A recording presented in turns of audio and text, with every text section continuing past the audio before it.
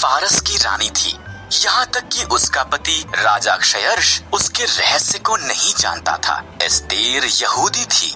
Esther का रिश्तेदार Mordecai महल में कार्य करता था और उसकी देखभाल भी करता था।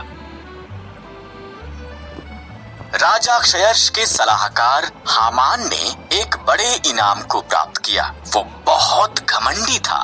मोर्दकै के सिवा हर कोई उसके आगे सिर झुकाते थे। हामान अपमानित हुआ। उसने मोर्दकै और सभी यहूदियों को मारने की प्रतिज्ञा की।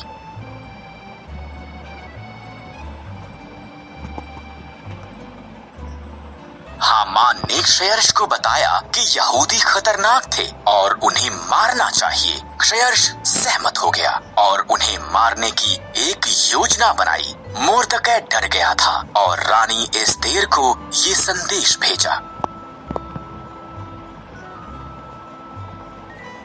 राजा के मन को बदल। मोर्दकै ने कहा, अगर मैं उसके निमंत्रण के बिना जाऊं तो वो मुझे भी मार देगा। एस्तेर ने जवाब दिया, शायद तू इसी पल के लिए रानी बनाई गई थी। मोर्दकै ने कहा। एस्तेर साहस के साथ ये प्रयास करने के लिए सहमत हुई। वो सिंहासन के कमरे में गई। राजा क्षयर्ष उसकी सुंदरता से चकित हुआ और उसे अंदर निमंत्रण दिया। क्या हम हामान के साथ रात का खाना खा सकते हैं? उसने पूछा।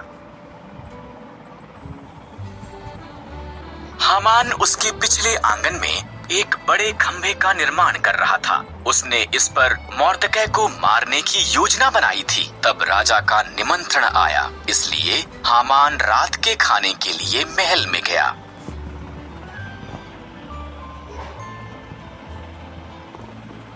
एक मनुष्य मुझे और मेरे लोगों यहूदियों को मारना चाहता है, एस्तेर ने राजा क्षयर्ष को बताया। कौन ऐसी बात करेगा?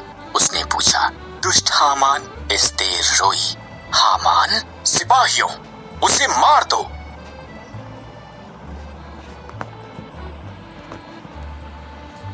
इस तरह हामान उसी खंभे पर टांग दिया गया जो उसने मोर्दकै के लिए निर्माण किया था। एस्तेर के कारण यहूदी बचाए गए थे। उन्होंने एक बड़ा त्योहार मनाया जिसका वो आज तक भी जश्न मनाते हैं।